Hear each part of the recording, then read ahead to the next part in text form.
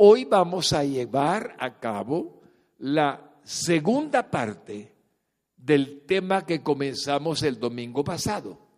Y haré un breve resumen muy corto de lo que se llama como título "Hay que consultarle a Dios".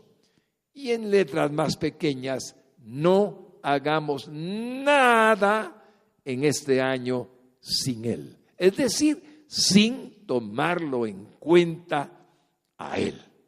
Ese es el título.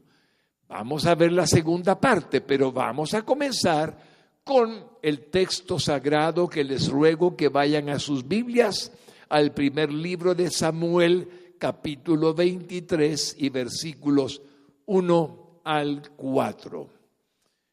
Primer libro de Samuel, capítulo 23 y versículos 1 al 4, que es el texto básico que usamos y seguimos usando en esta ocasión. Cuando haya encontrado ese texto sagrado, le pido que se ponga de pie y vamos a leerlo con reverencia delante de nuestro Padre Celestial. Primer libro de Samuel, capítulo 23 y versículos 1 al 4. Cuando leemos la historia sagrada, Señor, sabemos que tú la dictaste por el Espíritu Santo a tu gran siervo Samuel. Y por lo tanto contiene enseñanzas que por los siglos de los siglos, tu pueblo, tu iglesia, tu cuerpo, Jesucristo, ha sido bendecido por él. Y leo en tu presencia, divino Dios, la palabra que nos legaste en el capítulo 23 del primer libro de Samuel. Y dice así: dieron aviso a David diciendo: he aquí que los filisteos combaten a Keila y roban las eras. Y David consultó a Jehová diciendo: ¿iré a atacar a estos filisteos? Y Jehová respondió a David: ve, ataca a los filisteos y libra a Keila.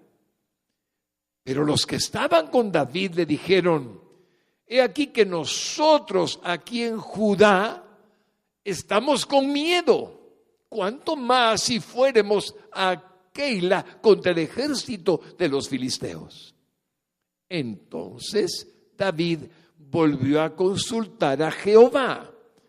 Y Jehová le respondió y dijo: levántate, desciende a Keila, pues yo entregaré en tus manos a los filisteos.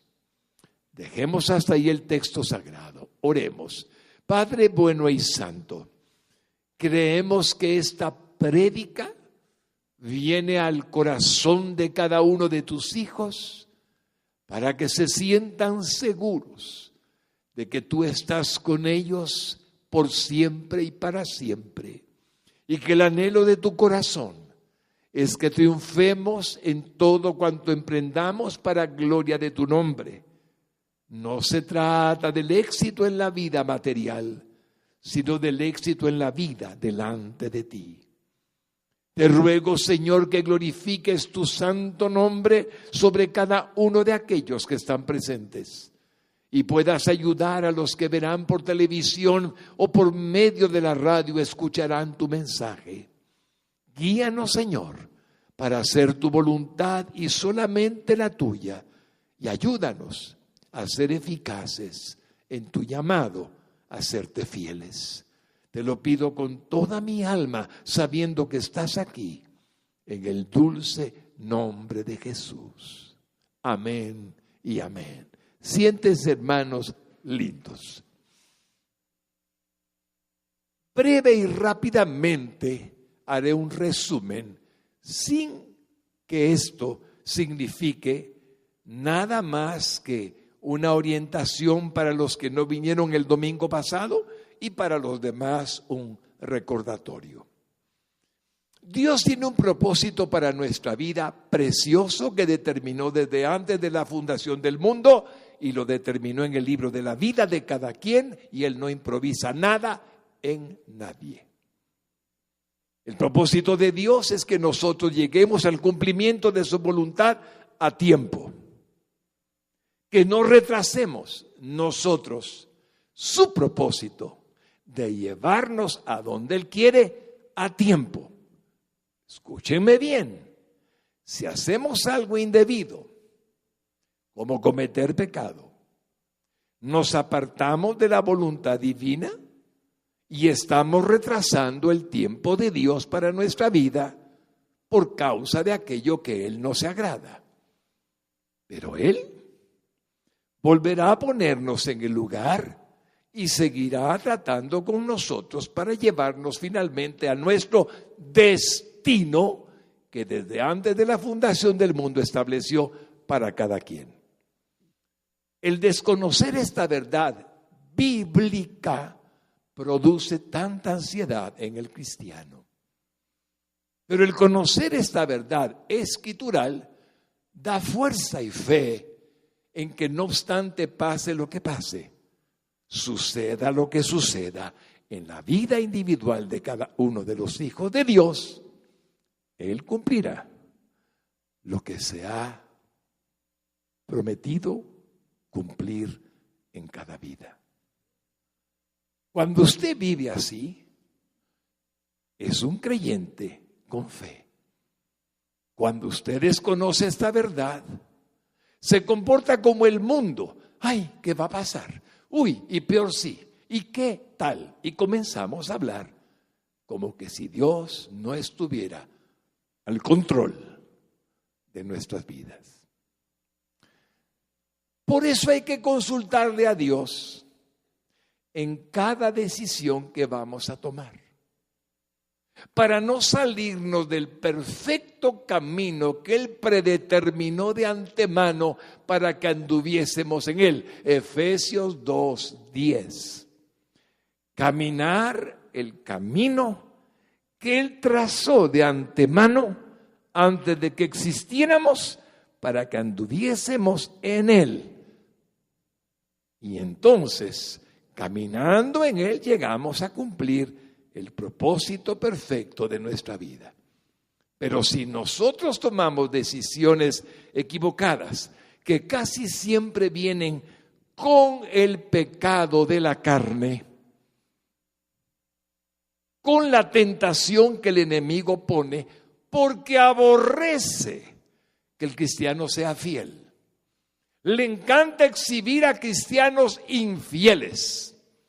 Al diablo le fascina mostrar a los creyentes que no son fieles, como tratando de hacer negativa la obra de Cristo morando en el corazón de cada creyente para bendecir la vida de una nueva criatura que Él hizo cuando entró al corazón del hombre. Por eso las recomendaciones de la Escritura son constantes y el que no las repita y las mantenga en su mente comete un error. Digo pues, andad en el Espíritu que está en vosotros. Moveos por medio del Espíritu Santo, que solo pureza, solo santidad, solo belleza puede ser porque Él es Dios. Y no satisfagáis los deseos de la carne. Porque el deseo de la carne se opone, es contra el deseo del Espíritu. Y ambos se oponen entre sí. Están en contienda, no son reconciliables. Para que no hagáis lo que quisierais. Esto resume el problema del hombre. Porque el hombre puede desviarse de la voluntad perfecta de un Dios soberano por la carne, por Satanás. El tentador anda buscando que no seamos fieles, pero ya no somos esclavos de nuestra carne, ni del pecado, ni de nuestra mente que antes era ambiciosa, codiciosa y egoísta, sino que somos siervos de Jesucristo, guiados por el Espíritu Santo. Entonces, en un año como este y el resto de nuestra vida, Deberíamos de ser inspirados a consultarle a Dios en todo. Y pasamos de la intención divina de esta predicación a 5 puntos que hemos visto anteriormente, que pueden ayudarnos a entender cómo Dios favoreció a cada uno para que no hiciéramos lo que quisiéramos, sino lo que Él quiere que hagamos. Primera respuesta de parte de Dios a cualquier pregunta, cualquier duda, cualquier toma de decisiones. La primera. Su primera respuesta está en su santísima y sagrada palabra, la Biblia. Nunca dejó Dios de dejar de escribir algo vital para la vida humana. Aquí está todo. No hay que agregarle nada. No hay que quitarle nada. Por lo tanto, usted puede llevar una vida victoriosa, triunfadora. Hablo del Espíritu, hablo de la santidad, hablo de la vida, simplemente obedeciendo lo que Él ya dijo. Él no va a tenerle que decir a usted, no debes de hacer esto, ya te lo he dicho anteriormente, en tu mente, en tu corazón, porque está escrito en mi palabra. Por lo tanto, ¿qué te estoy diciendo? Sientes que no debes de hacerlo, porque en mi palabra está escrito que no, y yo no cambio. Es sencillo. Por eso no leer la Biblia es el peor error del cristiano. No leer la Biblia nos conduce a la negativa idea de la mente humana. Los ojos de la carne son los peores para conducirnos a la voluntad de Dios. Los ojos del Espíritu que nos abre la Biblia son los mejores ojos para ver la voluntad divina. El segundo forma o respuesta que Él tiene para hablarnos está en nuestra propia conciencia, es decir, en el Espíritu Santo, además, nuestro maestro morador. Todos los hombres tenemos conciencia, aun el más vil pecador sabe que está robando cuando está robando, sabe que es malo, porque Dios estableció dentro de él la conciencia. Es una advertencia que nos hace a mundanos y a cristianos. Todo el mundo la tiene. La pueden cauterizar de tanto profanarla, desobedecerla. Si pueden cauterizarla, matarla, pueden. La conciencia humana se vuelve entonces inconsciencia. Y por lo tanto ya hay hombres y mujeres que hacen daño tras daño tras daño y parecen no inmutarse. La conciencia debe preservarse pura, sin violarla. Pero además, el creyente tiene al Espíritu Santo. Y Él es Dios. Y nunca dirá, haz lo que es malo. Y nunca dirá, prueba a ver qué pasa. Y nunca dirá, a lo mejor te sale bien. Él no habla así. Él es absoluto. Por lo tanto, haz lo que debes de hacer. Hay paz en tu corazón, te lo estoy diciendo, y nos va bien. Así es que no hay pierde. Hermano, si usted no consulta con Dios, nunca oirá la respuesta. Pero si consulta con Dios, la va a escuchar. La tercera manera en la que Él habla está en la moral y en la ética personal. Estas palabritas son tan valiosas, mi hermano lindo, y los hombres que tenemos ética y moral solamente manifestamos las bases sólidas de la conducta humana adecuada que corresponden a lo que dice ni más ni menos la palabra del Dios viviente y la conciencia misma, y hemos establecido como normas y reglas, preceptos y maneras que son entendibles, pero que no se salen del contexto de la palabra del Dios viviente ni de la conciencia humana. Por lo tanto, es importante respetar la moral. Yo sé que eso no está bien moralmente hablando, y si sé que está mal es porque Dios no quiere que se haga. Y la ética significa mantener la integridad humana, personal, digna. Hay una cuarta forma en la que Dios habla. Nuestra cuarta respuesta, de acuerdo con lo que Dios quiere, está en las señales que nos indican si aquello es su voluntad o no.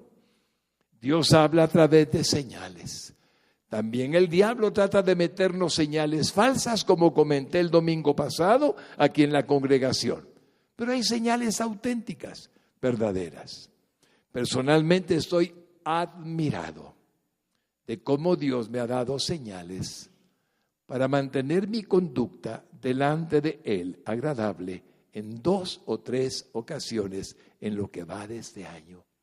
Y le digo, Señor, eres tan maravilloso que me pones señales que vienen del cielo, que nunca esperé y que tú me estás diciendo, esto es lo que quiero que hagas. Hermanos lindos, Dios abre puertas. Dios abre puertas y usted se sorprende. Sendas Dios hará donde piensas que no hay. Dice un himno muy famoso. Y esas puertas son señales de Dios. También cuando Él las cierra, no se asuste. Solo Dios abre y cierra puertas. Cuando Él cierra una puerta es una clara señal de que algo tiene que cambiar. Y cámbielo, porque Dios se lo está mostrando. La quinta manera que estudiamos el domingo anterior es que podemos encontrar por medio de un pastor o consejero espiritual que base su consejo en la palabra de Dios y en su experiencia. Noten bien que para que sea un buen consejero necesita tener la Biblia como fundamento. Si alguien le va a contar su historia, su testimonio, sus vivencias, sus ejemplos, no son nada que usted tenga que imitar. Solo son experiencias vivenciales, no son doctrinas. Las doctrinas están en la palabra de Dios.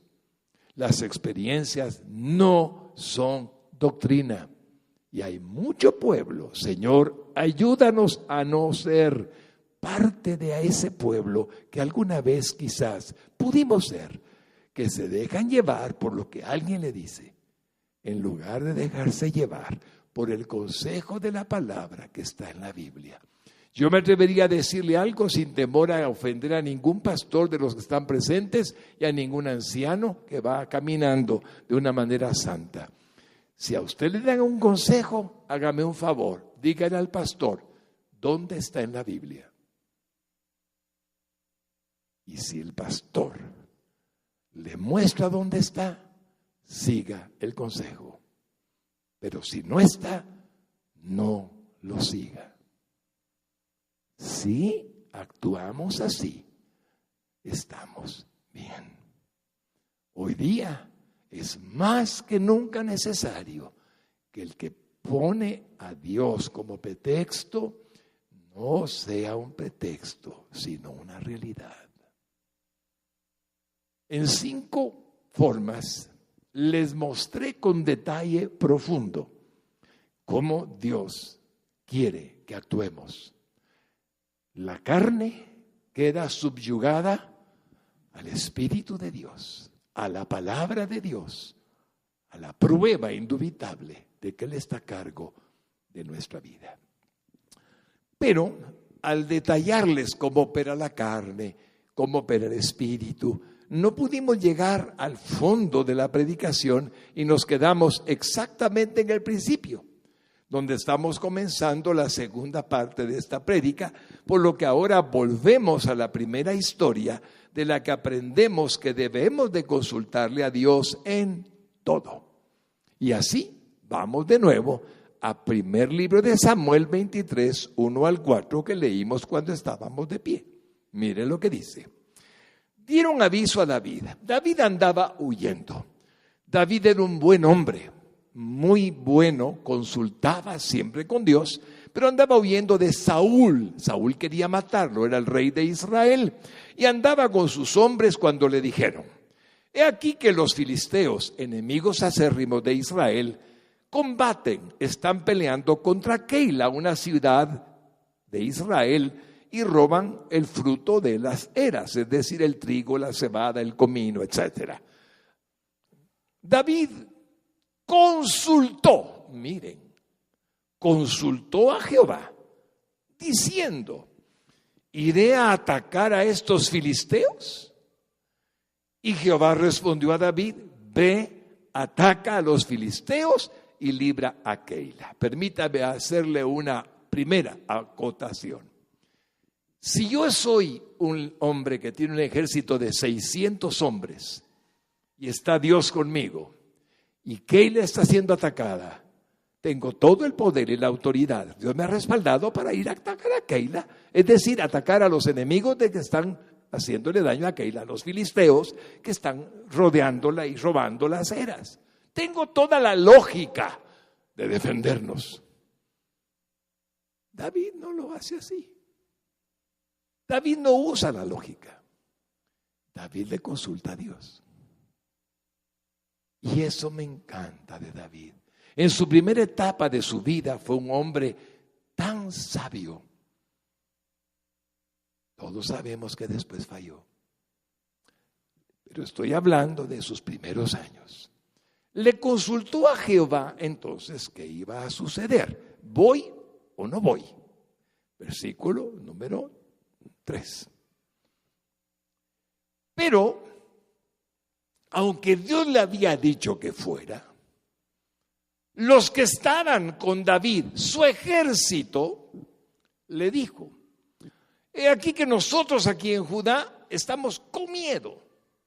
¿Cuánto más si fuéramos a Keila contra el ejército de los filisteos? Nótelo bien. David contaba con sus hombres, pero sus hombres no estaban dispuestos a apoyar a David. Tenían miedo. David pudo haber dicho: yo soy el jefe, el capitán. Yo soy el que está gobernándoles. ¡Ánimo! ¡Vamos a pelear! Pero no hizo eso. ¿Qué hizo? Consultó de nuevo a Dios. ¿Por qué? ¿Sería una señal si ellos tenían miedo de que Dios no quería que fuera? ¿Habré escuchado bien a Dios cuando me dijo a mi corazón claramente: ve y pelea contra los filisteos? Porque el miedo que ellos tienen pareciera una señal. Entonces, ¿qué hace David? Versículo 4. Entonces volvió a consultar de nuevo a Jehová. Y Jehová le respondió y dijo: levántate, desciende a Keila, pues yo entregaré en tus manos a los filisteos. Dios mismo dice: yo lo haré. ¿Y qué cree que David le dijo a sus hombres? ¡Ánimo! Dios me acaba de decir que entregará en nuestras manos a los filisteos. No teman, Dios está con nosotros. Y confiado en la palabra que el eterno Dios le había dado, va y entra en la batalla. ¿Cómo ven?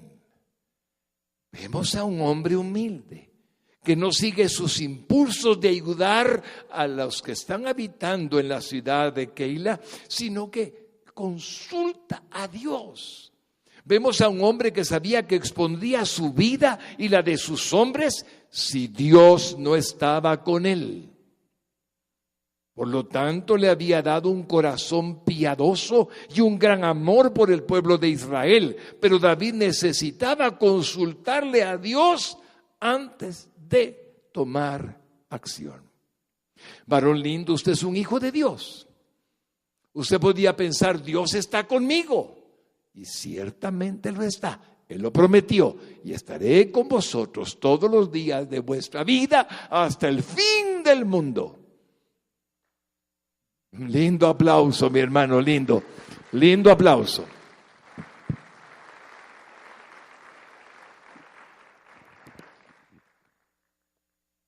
La pregunta se simplifica más.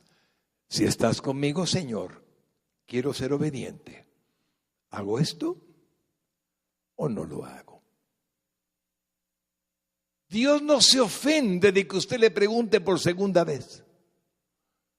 Jamás se va a molestar con usted de que usted venga y le diga: yo ya te entendí, Señor, pero quiero estar seguro. Él no se molesta. Él sabe que usted es tan humano como somos. Y por lo tanto no tiene ningún problema. Más bien se agrada de que deseemos estar seguros de que Él está con nosotros. Y no presumamos, asumamos que Él está con nosotros. Eso no le agrada a Él, porque a veces no está exactamente el hombre actuando en la voluntad de Dios, más bien, sino en su propia voluntad. ¿Saben una cosa? Me encontré con que en mi memoria apareció Gedeón. En un momento dado de la historia, Gedeón tiene una invasión de los madianitas. Israel está sufriendo el terrible impacto de los madianitas. Les roban las eras, igual que con Keila. Les quitan la posibilidad de habitar en sus casas. Viven en cuevas por temor a los madianitas. Y de pronto Dios le dice a Gedeón: tú vas a libertar a tu pueblo. Y Gedeón dice: yo. Tú. ¿Y sabe qué hace Gedeón?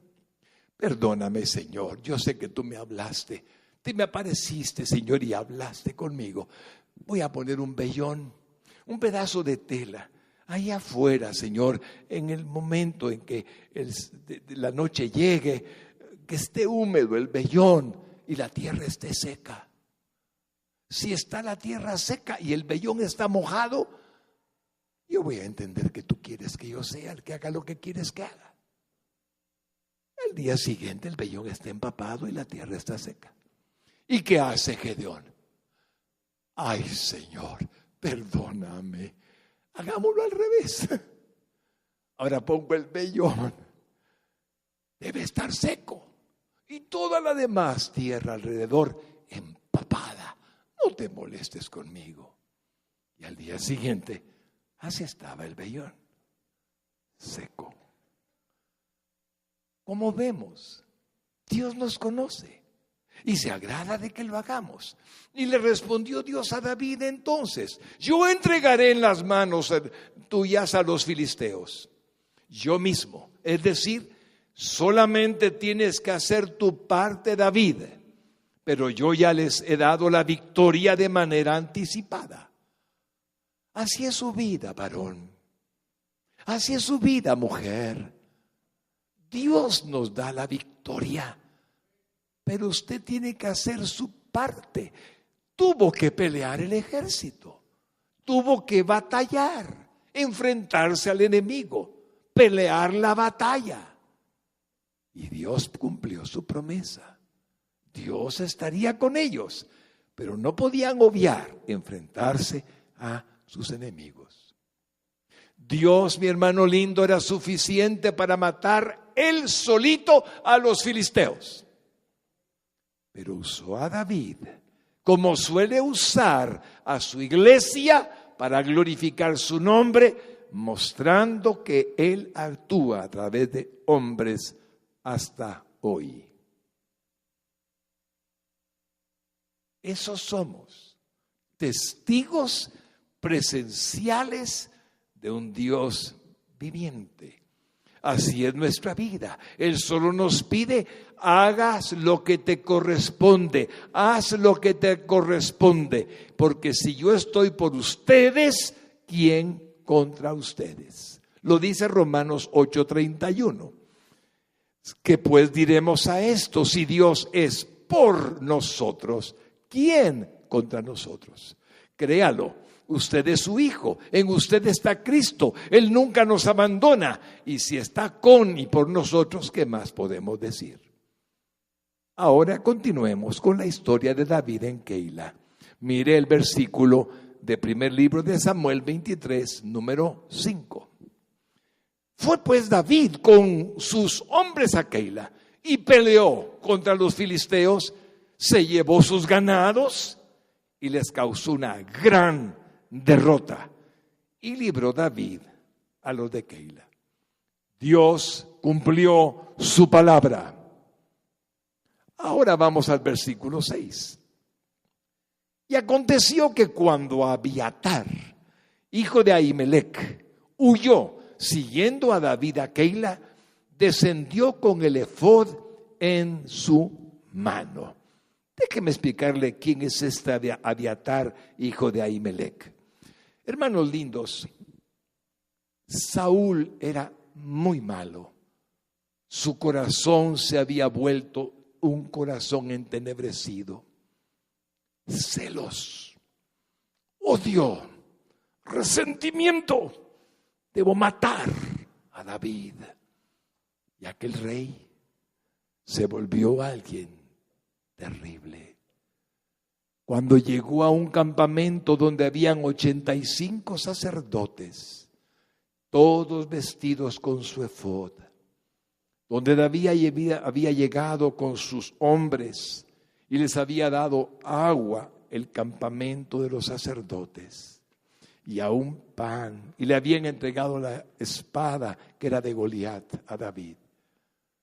Cuando Saúl supo que los sacerdotes del Señor habían ayudado a David, fue y los mató a todos. 85 sacerdotes vestidos de lino fino fueron muertos por Saúl. Solo escapó uno, Abiatar. Y este Abiatar, hijo de Ahimelech, corrió y buscó ayuda en David. David, han matado a mi padre, han matado a todos los sacerdotes, solo quedo yo. Y traje el efod. El efod era la vestimenta sacerdotal. El efod era como ellos consultaban a Dios como sacerdotes. Y llegó ahí a sumarse a él. Por lo tanto, el sacerdote Abiatar, con efod en mano, llegó a Keila, donde estaba David, huyendo de Saúl. Y de pronto aparece en la escena un siervo de Dios, sacerdote, con el instrumento que Dios había dado a los sacerdotes para consultarle a él. Mire Éxodo 28, 3 al 6. Y tú hablarás a todos los sabios de corazón, a quienes yo he llenado de espíritu de sabiduría, para que hagan las vestiduras de Aarón, para consagrarle, para que sea mi sacerdote. Las vestiduras que harán son estas: el pectoral, el efod, el manto, la túnica bordada, la mitra y el cinturón. Hagan pues las vestiduras sagradas para Aarón, tu hermano, y para sus hijos, para que sean mis sacerdotes. Tomarán oro, azul, púrpura, carmesí y lino torcido.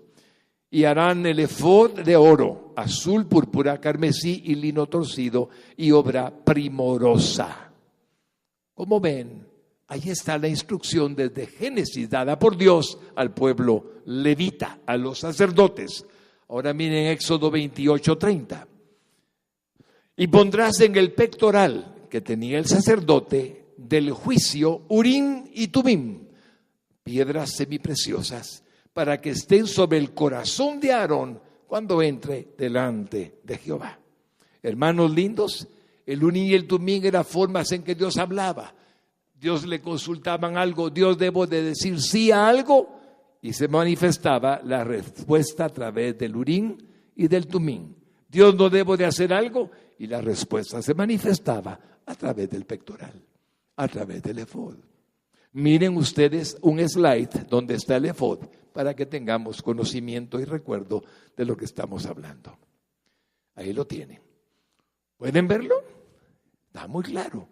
Hay 12 piedras. Ahí están las tribus de Israel.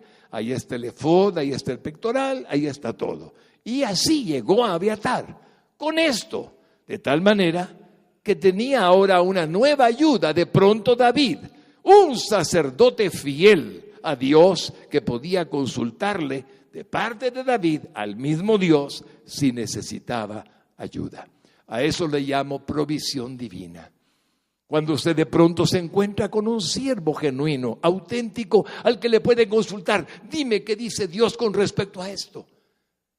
Y él, en vez de tener un efod, que ya no existe para el pueblo de Dios, tiene una Biblia y puede responderle. Si usted me pregunta a mí, y ahora todavía usamos efod o pectorales o nada de eso, porque Dios nos legó la Biblia. Por lo tanto, la Biblia es la respuesta. Así es que sigamos con la historia de David en Keila. Mira el versículo 7 y dice así: y fue dado aviso a Saúl, el enemigo de David, que David había venido a Keila. Entonces dijo Saúl: Dios lo ha entregado en mi mano, pues se ha encerrado entrando en ciudad con puertas y cerraduras. Observe bien lo que está diciendo Saúl.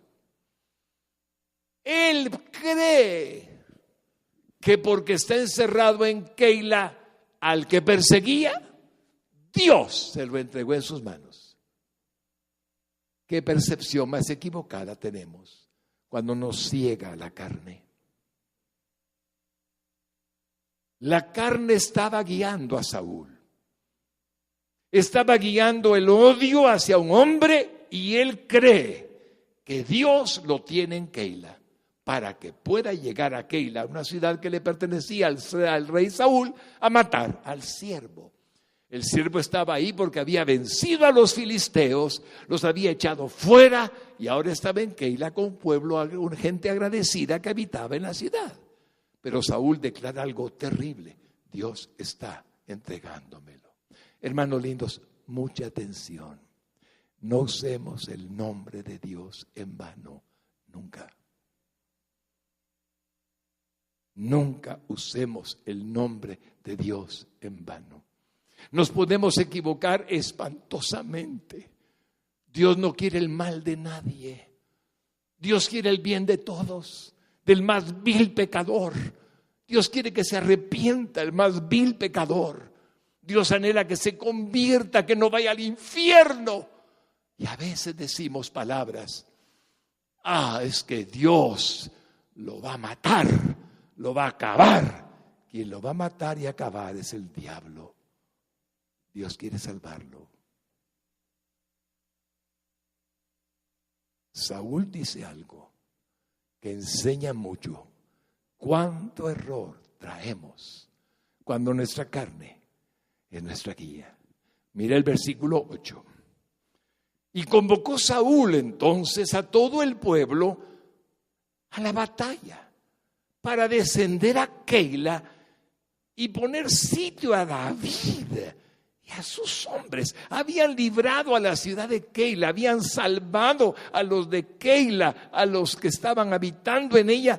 Y ahora Saúl convoca a su ejército: vamos a matar a David y a todos sus hombres.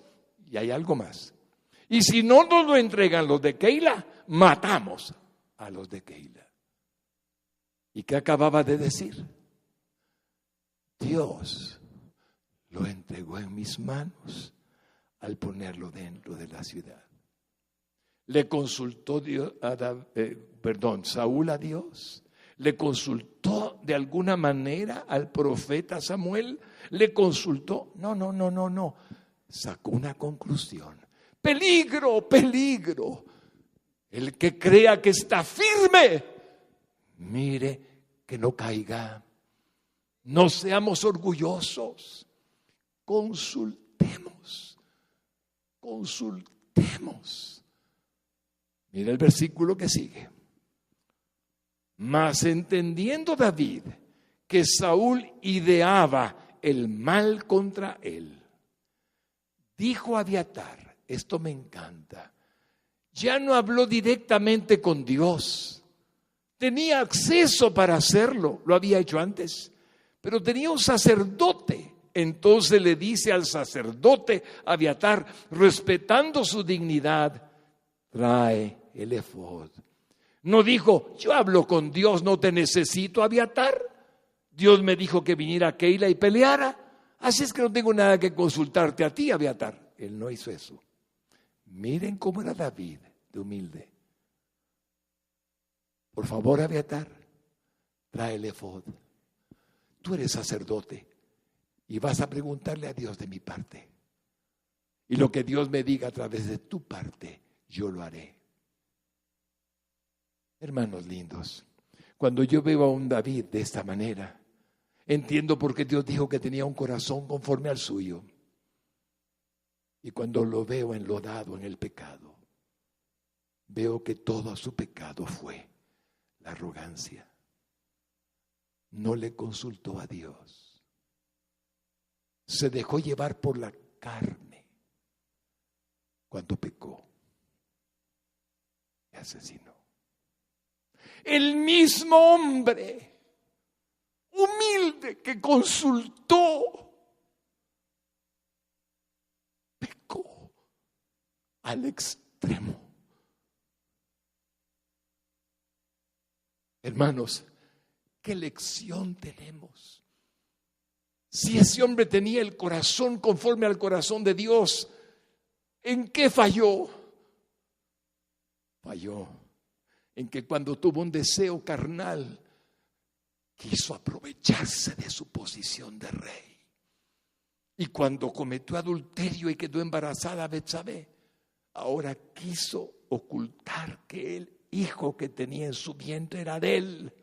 Y trató de que Urías, su esposo, estuviera con ella. Y como el esposo no estuvo con ella, porque no quería estar en placeres que sus hombres, mientras tanto arriesgando su vida en el campo de batalla, no tenían, decidió enviarlo al frente de batalla para que fuera muerto. El mismo hombre. Hermanos lindos, consúltenle a Dios en todo y nunca estimen en poco la tentación. Nunca, nunca estimen en poco la tentación. Cuando Dios habló a través del efod, vemos lo que él hizo. Siguiente versículo. Y dijo David: Jehová Dios de Israel, tu siervo tiene entendido que Saúl trata de venir contra Keila a destruir la ciudad por causa mía. Yo entiendo, Señor, que Saúl está viniendo en contra de mí, pero va a destruir la ciudad. Ahora miren lo que sigue. ¿Me entregarán los vecinos de Keila en sus manos? Aunque yo los libré de los filisteos, ¿me entregarán los vecinos de Keila en sus manos? Dios descenderá a Saúl, como ha oído tu siervo. Estas dos preguntas, mi hermano lindo, hay un sacerdote delante de él con su efod de lino fino, con sus pectorales y los adornos que usted ya vio, y la respuesta la está esperando. ¿Qué va a hacer Saúl? ¿Lo que él cree? No, lo que él diga. Por eso, mi hermano lindo, es tan importante entender lo que Dios quiere que hagamos cuando está en la palabra. Y entonces le hace una segunda respuesta al Dios eterno, ahora a través de Abiatar. Mire lo que dice el texto. Jehová, Dios de Israel, te ruego que lo declares a tu siervo. Háblame. Y Jehová dijo: sí descenderá. Sigamos. Dijo luego David, ¿me entregarán los vecinos de Keila a mí y a mis hombres en manos de Saúl? Y Jehová respondió: os entregarán. Hermanos lindos, hay decisiones importantes en la vida. Hay decisiones menos importantes. Pero usted no se pertenece a sí mismo. Usted le pertenece a Dios. ¿En qué es independiente? Si usted quiere ser como hijo de Dios y entender que su vida fue comprada por precio de sangre en la cruz del Calvario, cuerpo, alma y espíritu. Le hago una pregunta. ¿En qué le va a preguntar a Dios y en qué no le va a preguntar? si usted no es suyo? Usted es de Él. ¿Ven cómo nuestra jactancia humana, nuestra vanidad humana, nuestro orgullo humano impiden muchas veces que Dios haga su perfecta voluntad? Pero cuando nosotros somos humildes, sencillos, Señor, yo no soy dueño de mi vida. Tú la planeaste, tú la hiciste. ¿Qué hago? Él sonríe. Yo te diré qué hacer. Y lo lleva de la mano. Asido de la mano, dice la Biblia, del Dios viviente. Hermanos lindos, Dios no había terminado con David. Dios seguía tratando con David. Tenía planes gloriosos. Su propósito aún no había concluido. Así que lo guarda. Mire el versículo que sigue. David entonces se levantó con sus hombres, que eran como 600, y salieron de Keila y anduvieron de un lugar a otro. Y vino a Saúl la nueva de que David se había escapado de Keila y desistió de salir. Como ven, David obedeció. No se sintió humillado. David obedeció. Los hombres podrán decirle a usted cualquier barbaridad. Cobarde, porque huyes, porque dejas lo que estás haciendo. Y usted nada más decir, yo hago la voluntad de Dios. No me interesa tu opinión. Gracias por creer que soy un cobarde. Lo que me interesa es hacer la voluntad de Dios. Cuando uno actúa así, uno realmente hace la voluntad de Dios.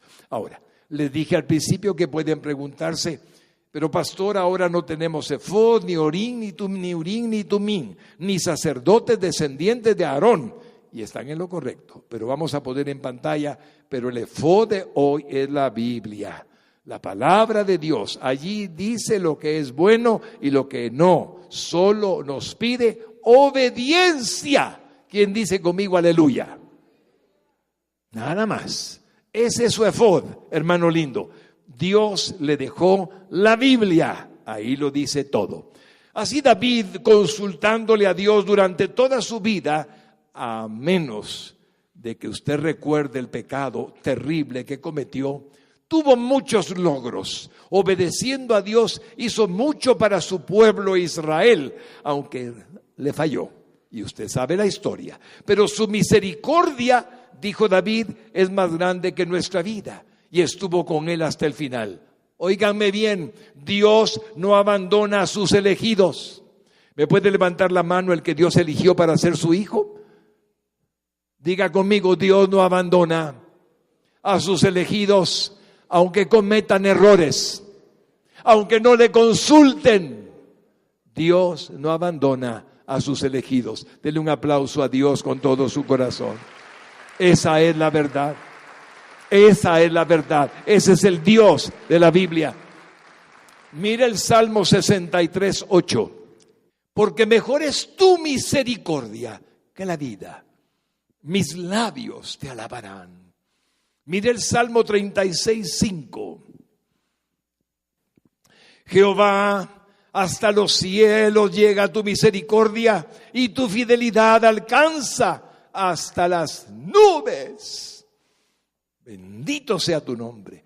Y el Salmo 85, 7, para que vean cómo David manifiesta gratitud. Muéstranos, oh Jehová, tu misericordia y danos tu salvación. Hermanos lindos, David murió de viejo, de ancianito, entre éxitos y fracasos, de muerte natural, no en batalla, no peleando ni asesinado, sino cuando Dios se lo llevó. ¿Saben por qué? Porque pese a su pecado, su arrepentimiento genuino fue perdonado por Dios, pero las consecuencias de su pecado fueron inevitables. Dios no dará jamás por inocente al culpable. Él nos ama y anhela nuestra obediencia. Primer libro de Crónicas 29-28 cuenta cómo murió David. Y murió en buena vejez, lleno de días de riquezas y de gloria, y reinó en su lugar Salomón, su hijo. Hermanos, llego a una conclusión preciosa para su vida y para mi vida. Espero que con todo lo que ha visto, de un corazón humilde que no debemos de perder, jamás, podamos continuar caminando. La misericordia de Dios, sus planes para nuestra vida se cumplirán pese a nuestros errores. ¡Wow! ¡Qué maravilla! Pero Él no quiere que suframos, que padezcamos por nuestra falta de consideración a Él, al no tomarlo en cuenta en nuestras decisiones, al no consultarle. ¿Cuánto demostramos nuestro amor cuando le consultamos a Dios? ¿Cuánto significa para Él que le tomemos en cuenta en todo y por todo? Tengo un ejemplo, mi hermano, vivido en la vida real muy interesante. Dios me permitió tener problemitas en mis dedos de los pies debido a un par de uñas. Uno en el dedo izquierdo y otro en el pie izquierdo y otro en el pie derecho. Ahí he estado, llevo rato de estar yendo con un médico. No les diré el nombre. Ahí está tratándome. Y él me cuenta una historia de lo que significó para su vida consultarle a Dios. Llegó a ser director de un área de un hospital y se sintió tan agradecido porque era entonces director de un área que soñaba hacerlo y logró llegar a ser el director de esa área, respetable, estudioso, de los mejores. Pero al poco tiempo, opresión había en el hospital, problemas de relación, murmuraciones, críticas, comentarios, señalamientos, acusaciones, un ambiente terrible. Y un hombre con su dignidad sintió desesperación. Yo no aguanto esto, no necesito estar aquí. Tanto problema, tanta dificultad, tanto engaño, tanta mentira. Yo creo que debo de irme. Pero antes voy a consultarle a Dios. Entonces llegó a buscar al pastor. Le dijo: pastor, tengo un problema. Ya no aguanto donde estoy. Estoy harto de los problemas que tengo. Así es que, pastor, quiero irme. Pero vengo a preguntarle, ¿qué quiere Dios? No qué quiero yo. Yo ya sé lo que quiero. ¿Qué quiere Dios? Y el pastor llamó a unos ancianos, oraron por él, le leyeron la Biblia y de pronto en la oración él miró un ambiente en una visión que Dios le puso de segundos. Un hospital limpio, un hospital bonito, un hospital agradable, un hospital diferente en segundos. Y dijo: esto es tuyo, ¿no quieres que me vaya? Y todos le aconsejaron que no se fuera. Y se quedó. El día lunes que llegó al hospital, Dios había cambiado todo el ambiente espiritual. Todo. Era otro hospital. La misma gente, distinto. Habían huido los espíritus inmundos, se habían salido del ambiente, la gente era diferente y comenzó a ver las cosas y dijo: Dios, qué maravilla, cambiaste esto de la noche a la mañana solo porque te tomé en cuenta. Y pasaron 3 meses y medio. Y a los 3 meses y medio lo llaman los directores del hospital, el director general, y le dicen: doctor, queremos decirle que por unanimidad, todos los que estamos aquí, hemos decidido que usted sea el que vaya como escogido de este hospital a una beca de 4 meses a Israel, a especializarse en lo que usted sabe hacer muy bien. Y ahora le decimos que todo está pagado y usted es el elegido de este lugar. El doctor es cristiano, jamás soñó con ir a Israel. Y le están diciendo que va a Israel con todos sus gastos pagados, a estudiar una especialidad y por lo tanto entonces va a su casa, se arrodilla y dice: Señor, eso es lo que tú querías. Mientras que el diablo lo que quería era que yo no aprovechara mi oportunidad que tú sabías que me ibas a dar. Y ahora se fue a Israel, estuvo ahí unos meses, 4 meses en total, casi aprendió el hebreo. Regresó feliz, regresó capacitado y me dice: pastor, si no le consulto a Dios, nunca sé lo que Dios quería para mi vida. Lo acabo de escuchar hace menos de una semana. Y me dijo: muchos cristianos cometemos errores. Nos endiosamos pensando de que lo que pensamos es lo que Dios quiere, cuando lo que Dios quiere es algo diferente. Hermanos lindos, milagrosamente Dios puede cambiar su vida. Si usted, en lugar de renunciar a cualquier cosa, le consulta a Dios, movido por Él, por su espíritu y no por sus emociones, siguiendo la voluntad divina como propósito de Dios para su vida, usted podrá lograr lo que realmente Dios quiere y no lo que el diablo quiere. Tengo una segunda historia de 2 minutos, la de Nehemías. Nehemías, hermanos lindos, Dios le dice, como copero que estaba el rey sirviendo en Persia: ve y reconstruye las murallas. Conoce la historia. Nehemías va y comienza a escuchar oposición tras oposición tras oposición.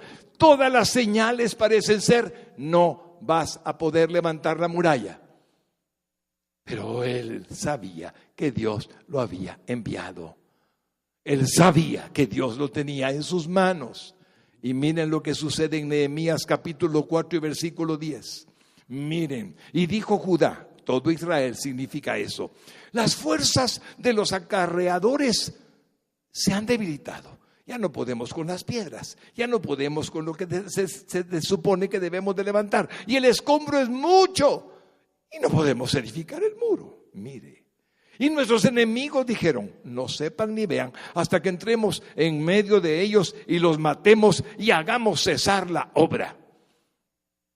Pero sucedió que cuando venían los judíos que habitaban entre ellos, nos decían hasta 10 veces: de todos los lugares de donde volviereis, ellos caerán sobre vosotros. Entonces, por las partes bajas del lugar, detrás del muro y en los sitios abiertos, puse al pueblo por familias, con sus espadas, con sus lanzas y con sus arcos. Y después miré y me levanté y dije a los nobles y a los oficiales y al resto del pueblo: no temáis delante de ellos. Acordaos del Señor grande y temible y pelead por vuestros hermanos, por vuestros hijos y por vuestras hijas, por vuestras mujeres y por vuestras casas. Y cuando oyeron los enemigos que los habíamos entendido y que Dios había desbaratado el consejo de ellos, nos volvimos todos al muro, cada uno a su tarea. ¿Por qué tengo esta segunda historia breve para usted? No se desanime por cosas emocionales. Siento que no puedo. Dios dice que puede. Creo que no va a ser posible. Dios dice que todo lo puede en Cristo que le fortalece. Me parece que voy a abandonar aquello. Dios le dijo: no vas a abandonar nada. Sigue adelante, vas a lograrlo. La clave está en quién le está hablando. Dios, su carne o el diablo.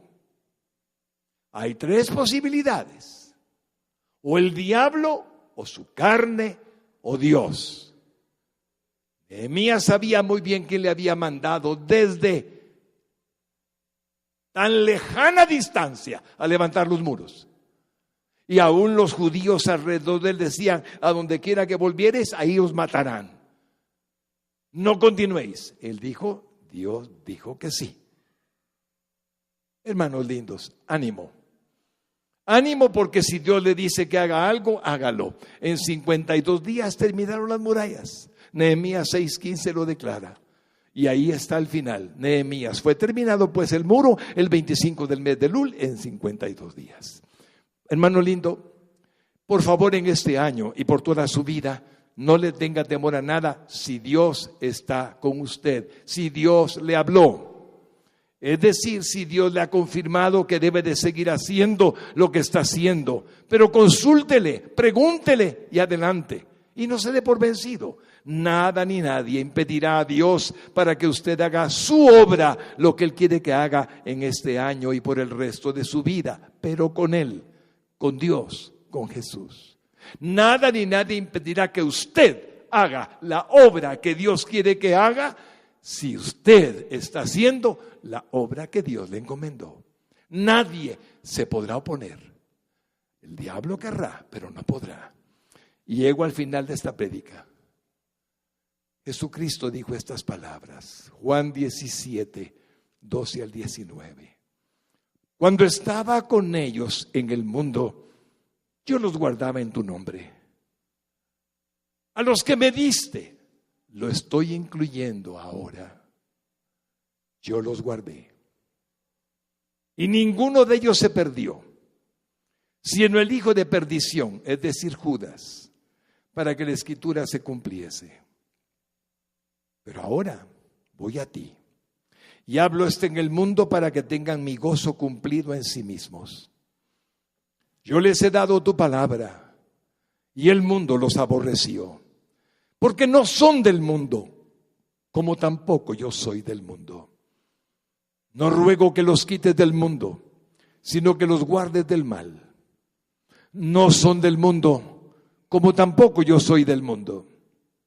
Santifícalos en tu verdad, tu palabra es verdad.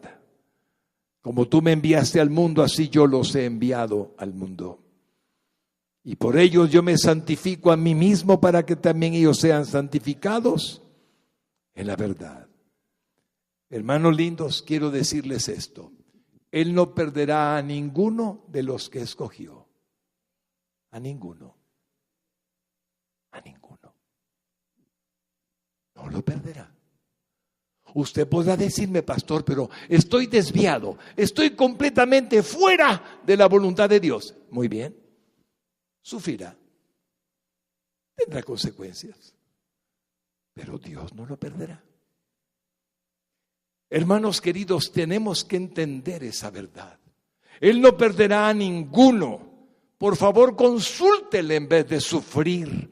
Solo debemos obedecer su palabra y si le fallamos, padecemos, pero no nos perderá, no nos dejará que nos perdamos ni nos abandonará jamás eternamente. Y me dirá, ¿y por qué si no fui fiel? David tampoco lo fue. ¿Y por qué? Es muy sencilla la respuesta. Filipenses 1:6. Estando persuadido de esto, dice el apóstol Pablo lleno del Espíritu Santo, que el que comenzó en vosotros la buena obra, la perfeccionará hasta el día de Jesucristo. Usted va a ser perfeccionado, le pese al diablo y a quien le pese. Dios no le va a fallar. Y termino con una cita encomiable y fascinante. Miren lo que dice Juan 18:37. Le dijo entonces Pilato a Jesucristo, ¿luego eres tu rey? Respondió Jesús, tú dices que yo soy rey. Yo para esto he nacido y para esto he venido al mundo, para dar testimonio a la verdad. Todo aquel que es de la verdad, oye mi voz. ¿Quién de ustedes fue llamado por Jesucristo? Levánteme su mano. Dijo él a Pilato, yo para esto he venido al mundo. Y comenzó a sufrir por causa de nosotros. Le hago una pregunta a usted. ¿para qué vino usted al mundo?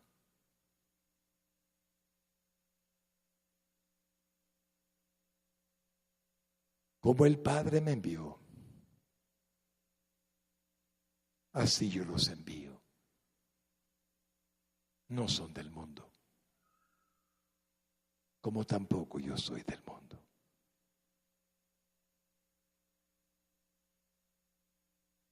Para esto he venido al mundo. Jesucristo nos está diciendo, yo tuve una razón para venir a este mundo y tú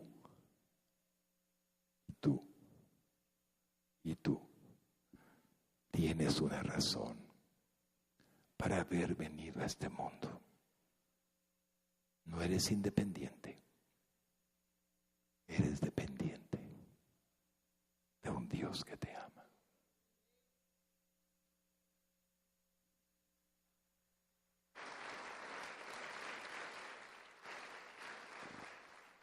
Póngase de pie, iglesia linda.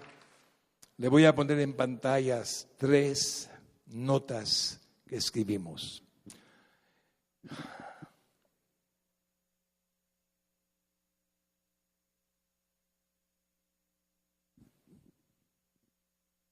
La prédica procura que no haga nada sin consultarle a Dios. Entonces la primera frase que quiero que vea es: hagamos la voluntad de Dios siempre. ¿Pueden leerlo conmigo? Hagamos la voluntad de Dios siempre. La segunda,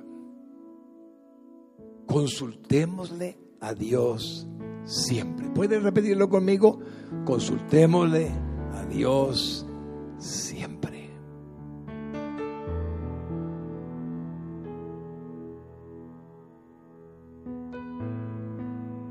El Espíritu Santo está aquí.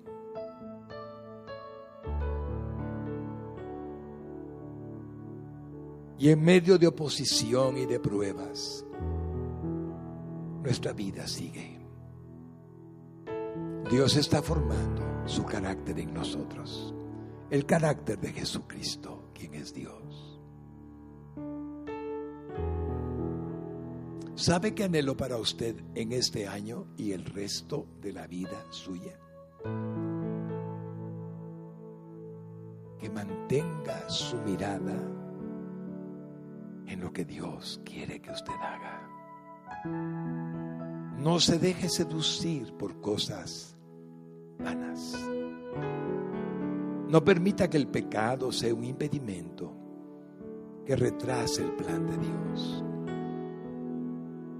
Haga la voluntad de Dios en su vida y sé que Dios lo bendecirá. Pondrá paz en su corazón, gozo en su alma, alegría en su ser, confianza completa en el mañana. Ninguna enfermedad cambiará el plan de Dios para su vida. Ningún atentado tendrá su vida cuando Dios está haciendo su voluntad. Le animo a que lo crea. Cierre sus ojitos. Y hago esta pregunta a la congregación, a usted por nombre. Lo que está haciendo es conforme a la voluntad de Dios, o debe de cambiarlo. Y si está haciendo la voluntad de Dios, aunque no pareciera lo mejor delante de los hombres, sígalo haciendo. Siga haciendo lo que Dios determinó desde antes de la fundación del mundo que usted haría. Huya del pecado, huya de la carne y manténgase obedeciéndole, obedeciéndole.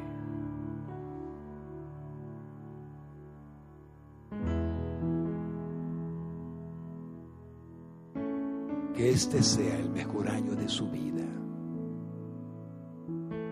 si Dios lo quiere.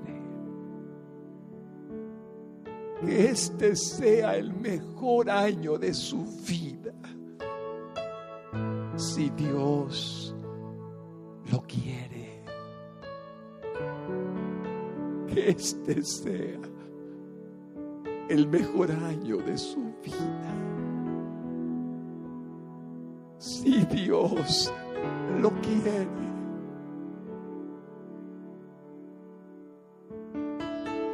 Que este sea el mejor año de su vida,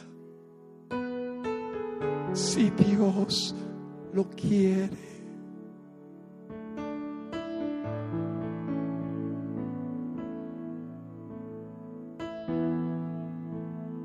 Te amamos, Señor.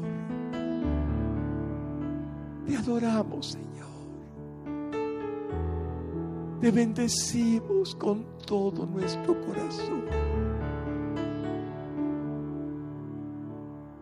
Tú eres bueno.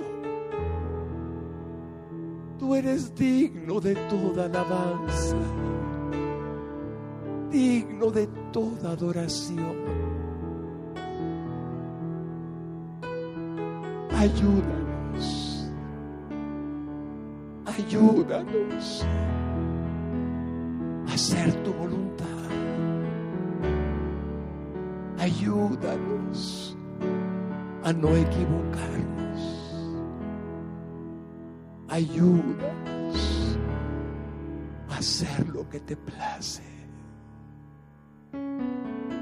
Y lo pedimos de todo corazón, sabiendo que nos estás oyendo.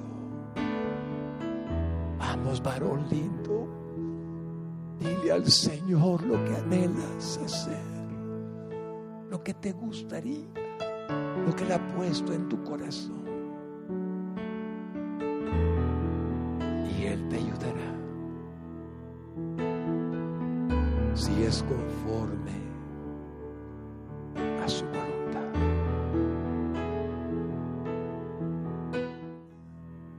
Si alguien está en la iglesia y necesita a Jesucristo para que Él tome el control como anhela tomarlo, hoy es el día del perdón de sus pecados, el día de salvación, del nuevo nacimiento. Haré una oración que lo conducirá a un milagro de que Jesucristo entre a su corazón. Solamente repita conmigo el que por primera vez recibirá a Jesús. Diga de esta manera: Jesús, Jesús, soy pecador y me arrepiento. Te pido perdón con todo mi corazón por vivir mi vida a mi manera, en lugar de que tú tomes el control. Pero hoy vengo a confesarte a ti como el Señor de mi vida, el Salvador de mi corazón, de mi mente, de mi alma, de mi cuerpo, de todo mi ser. Tú moriste por mí en la cruz del Calvario. Tú llevaste sobre ti todos mis pecados y cayeron sobre ti. Y hoy me limpias con tu sangre. La sangre que derramaste en la cruz del Calvario, y me lavas toda mi maldad. Y sé que moriste por mí en la cruz, pero al tercer día resucitaste y estás vivo y eres Dios. Entra a mi corazón, Jesucristo. Por tu Santo Espíritu ven a mí. Hazme una nueva criatura. Dame la vida eterna y dame una nueva oportunidad para ser la persona que tú quieres que sea. Te lo pido con todas mis fuerzas, sabiendo que me escuchas. tu santo nombre, Jesús.